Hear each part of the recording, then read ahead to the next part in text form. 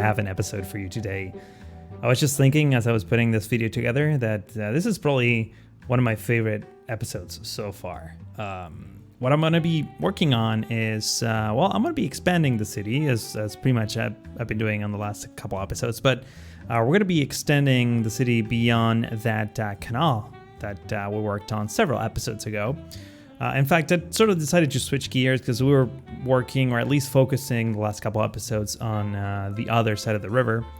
But just to keep things a bit more interesting and to, also for me, to work on a different kind of project, even though they're all very similar to one another. But I wanted some variety in my build this time. So I decided that I wanted to expand the road network beyond that canal, and I also wanted that space that sits between that row of trees on that road with the grass median and all the way to the canal. I wanted to have like a really compact and hilly sort of neighborhood, and I think it came out great. If I do say so myself, of course. But I started things off by figuring out what I wanted to do with the other side of this canal.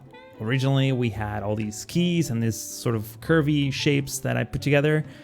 I kind of liked them at the time, but they were kind of in the way for what I was trying to do in this one, and I wanted things to be a little bit symmetrical. Both sides of this canal, I wanted the architecture to be pretty symmetrical. So instead of using keys, I ended up replacing pretty much everything with these sea defenses assets. They come in two versions. One, it's a version that sort of grabs the terrain and pulls it up. Pretty much behaves like a key, even though there is like a weird gap that generates. You can kind of see it now on the screen. It's not perfect, but when I saw that, I realized that one thing I could do is just bring those pedestrian paths and have them be really close to the edge right there. And I think that was definitely the way to go because it looks absolutely fantastic. Now, on the other hand, I had to put down some of these other gravel pedestrian paths, the ones you see at the bottom of the river.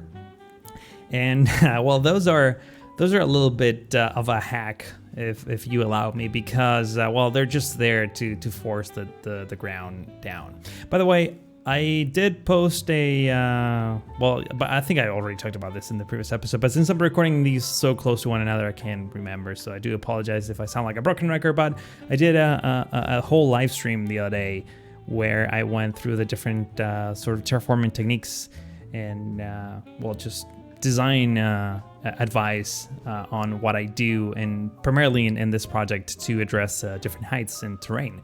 So in case you haven't seen it, if you have questions about that, you might want to check out that live stream. It was like 2 hours long. It was awesome. And I'm thinking of doing a few more of those in the future. So let me know down in the comments which other topic you want me to sort of cover in depth and more of a real-time perspective, and not so much this like recorded time lapse, because I'm doing my best to tell you, all the different things and techniques that I tried and what thought would be a good idea, and then what ended up working better than my original idea and whatnot. So I feel like when we do sort of these live streams, you can actually ask me things in real time, and I can, take some more time to explain things. So I'll be happy to continue to do that. Let me know. Just suggest topics down below, and I'll see what I can do.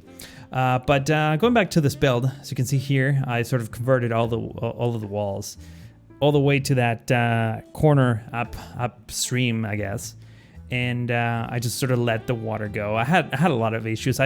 What you're seeing is a much more reduced version of the whole trial and error process that I went through to put this together. It wasn't as easy as it looks.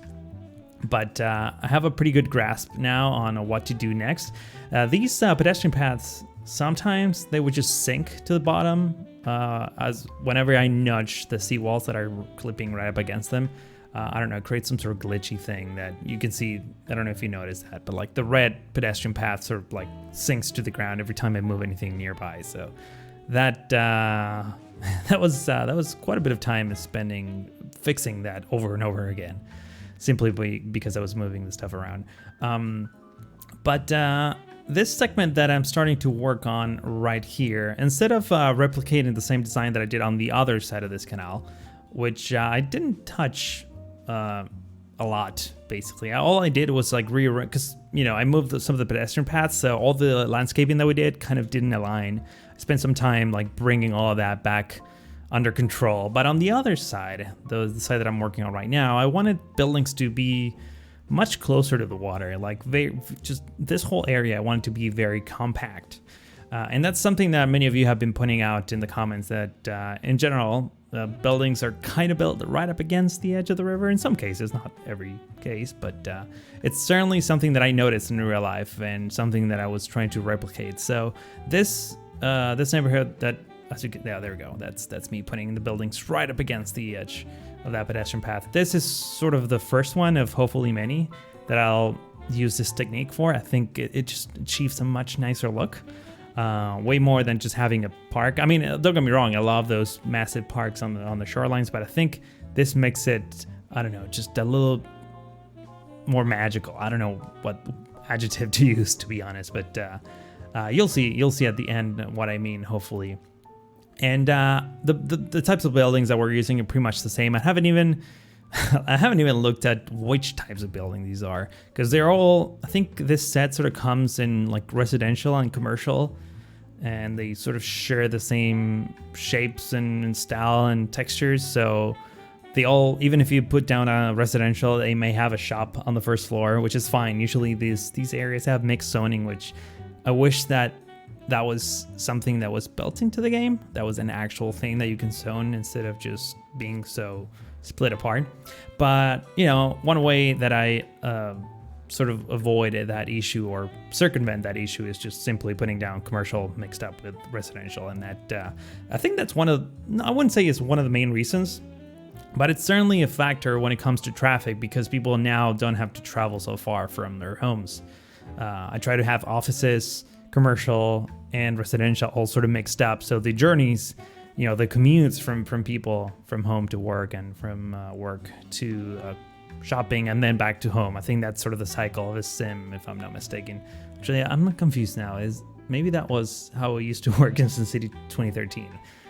Boy, the memories. But you know what I mean? Like that whole moving from one place to another is much more efficient if they don't have to travel far. That's true for real life as well. So that's sort of my idea, and I think it's paying off, because there's very little. I get this question asked all the time, like how come there's like no traffic? I mean, the city. It's in terms of population. We kind of talked about this in the previous episode, I think, if I remember correctly. But you know, 11,000 Sims living here. It's like it's okay for the number of buildings that we have. It could be maybe a little bit higher, but you're obviously not maybe taking into account the fact that a city this dense will also have a ton of servers around it, and that's what's going to give it a more realistic population number, even though that really doesn't matter. But point is, there's very little traffic. I wish those heavy trucks wouldn't be heavy trucks, especially on the more historic neighborhoods. I could theoretically, wow, that's a difficult word, go into the advanced vehicle options mod settings and disable every single truck and only have vans. I might actually do that, because I think those trucks are a bit overkill for this city. They definitely make sense for, you know, long distance travel, like on the freeways and stuff like that. But in the city center, I don't want to have a giant 18-wheeler hauling, you know, 20 containers or something like that. That just doesn't make a whole lot of sense.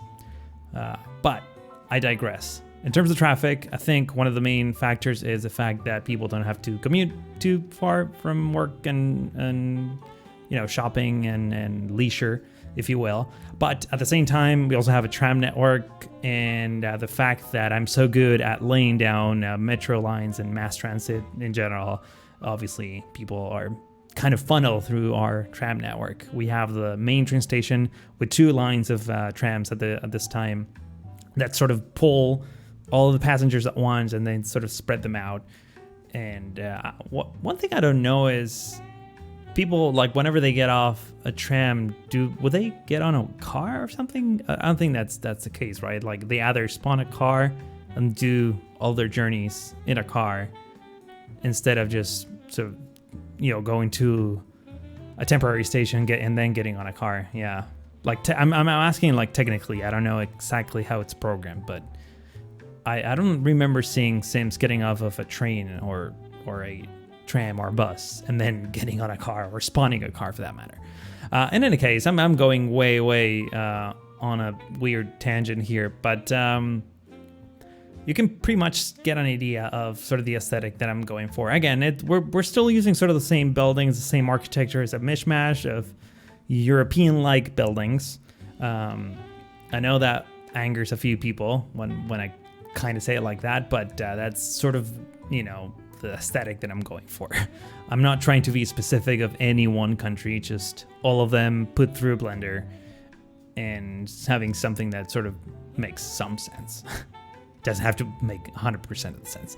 And anyways, in any case, I mean, I'm just leaving some gaps on purpose there, trying to pick the shapes of these buildings as carefully as I can, and sort of filling in the blanks with, just foliage. The same kind of bushes and flowers and trees that we're pretty much have been using all across the city. I try to mix them up in interesting ways so that it doesn't look like very uniform sort of pattern, or at least repeatable patterns.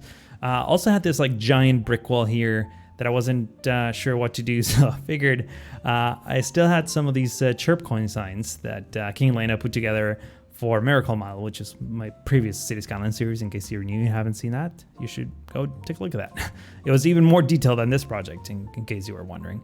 But I just figured that will be cool, adding some politics, if you will, to this city. I should probably get like an actual 3D version of the Chirp Coin logo, because I think it looks pretty cool, and put it on top of a building, kind of like a real bank sort of institution there. But in any case, this is just me adding the final touches to this little river turn.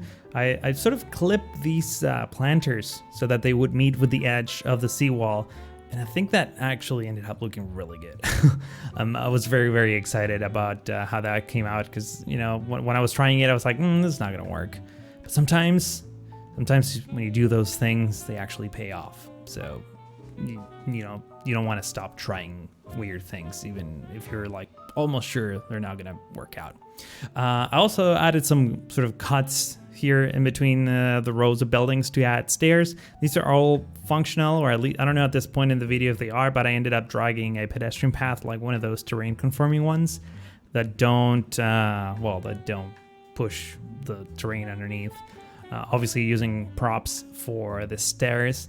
The one thing that's kind of a bummer is the fact that you really can't avoid having people walking through the prop that you put down.